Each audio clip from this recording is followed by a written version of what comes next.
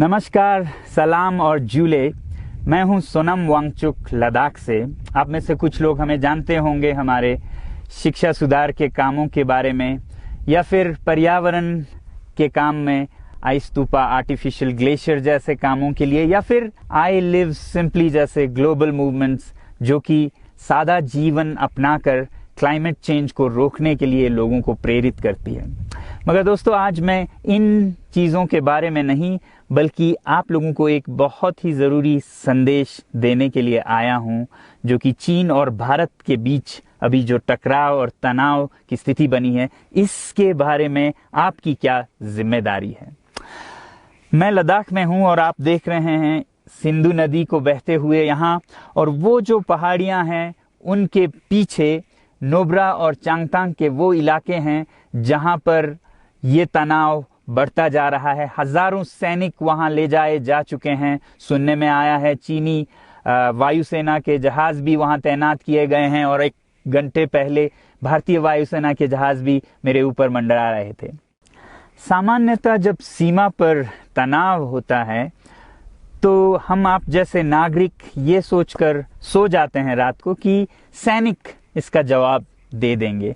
मगर मैं आज आप लोगों को ये ज़रूरी बात बताना चाहता हूं कि इस बार सिर्फ सैनिक जवाब नहीं, दो तरफा जवाब हो और उसमें नागरिक जवाब भी हो।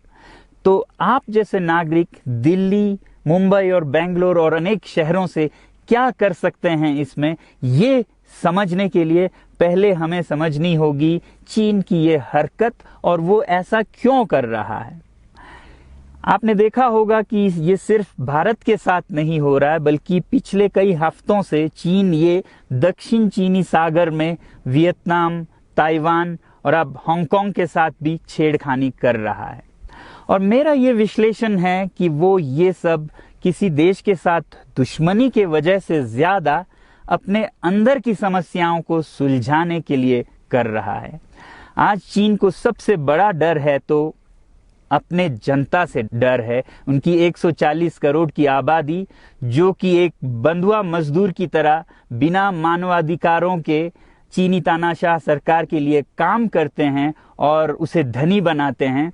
जब वो नाराज हो जाए तो फिर एक क्रांति की सी परिस्थिति बन पड़ती है, और इससे चीन बहुत डरता है।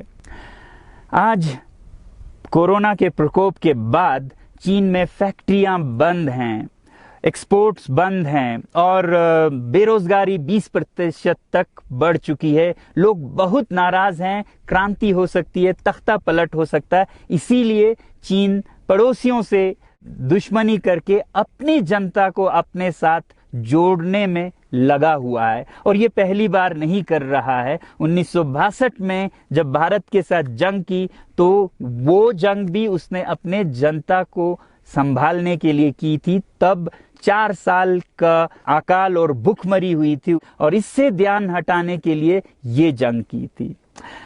चीन के लिए अपनी जीडीपी और जो खुशहाली है उसे बढ़ाते रहना बहुत ही जरूरी है, और जिस दिन जीडीपी घट जाए वहां की जनता क्रांति के लिए तैयार है। मैं तो कहता हूं कि इस बार भारत की बुलेट पावर से भी ज्यादा वॉलेट पावर काम आएगी। जो नागरिक पैसा खर्चते हैं चीन के सामान को खरीदने में, जरा सोचिए, हम आप भारतीय उद्योग को मारकर चीन से मूर्तियों से कपड़ों तक हर साल 5 लाख करोड़ के सामान खरीदते हैं, और फिर यह पैसा आगे जाकर हमारे सीमा पर हथियार और बंदूक बनकर हमारे सैनिकों के मौत का कारण बन सकती हैं।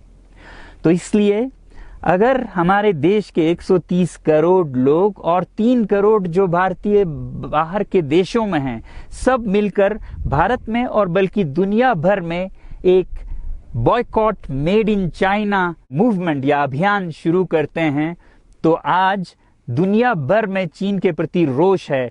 हो सकता है कि सारी दुनिया साथ आए और इतने बड़े स्तर पर चीनी व्यापार का बॉयकॉट हो कि चीन को जिसका सबसे बड़ा डर था वही हो, यानी कि उसकी अर्थव्यवस्था डगमगाए और उसकी जनता रोष में आए, विरोध और तख्ता पलट।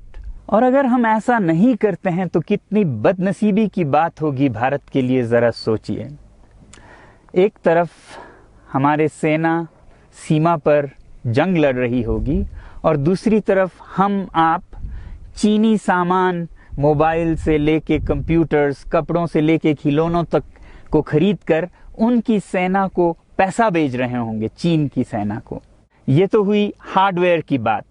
दूसरी तरफ हमारी युवा चीनी सॉफ्टवेयर, एप्स, गेम्स जैसे टिकटॉक, शेयरिट, इन सब में मस्त, उन्हें दूसरी तरफ से करोड़ों करोड़ों का पैसा भेज रहे होंगे। तो इसलिए बहुत ज़रूरी है कि हम एक नागरिक जवाब ज़रूर दें और इसे एक अभियान बनाएं, ग्लोबल मूवमेंट की तरह। ये बॉयकॉट मेड इन चाइना का जो अभियान है वो भारत के लिए भी एक वरदान साबित होगी। जैसा कि हमारे प्रधानमंत्री ने एक विजन हमें दिया था स्वावलंबन का, सेल्फ रिलायंस, वो तब हो सकता है जब हमारे अपने उद्योग फलें फूलें।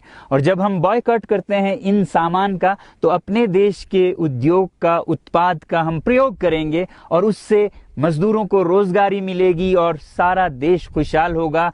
बजट होगा कि हम और अच्छी तरह से टक्कर ले सकें सीमा पर भी।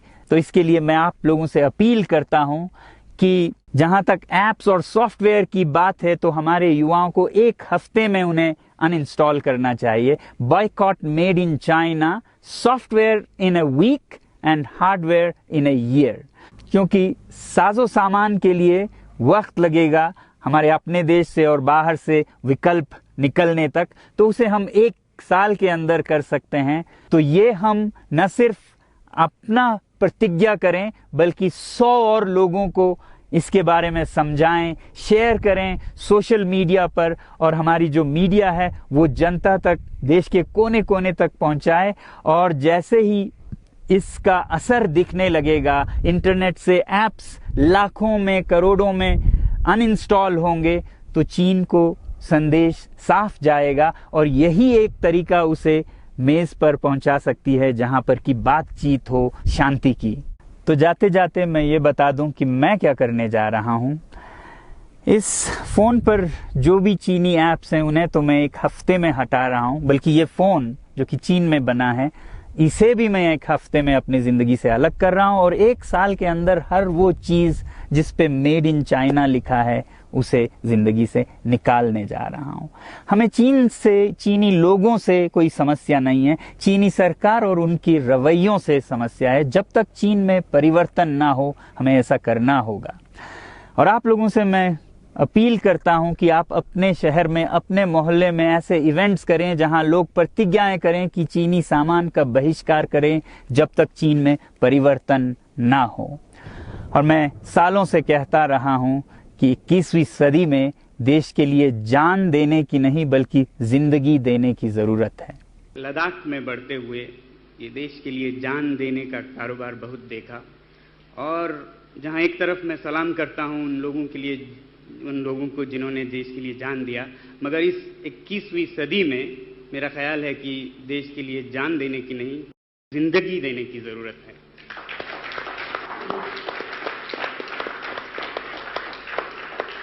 तो आप भी निभाइएगा अपना रोल। जय हिंद।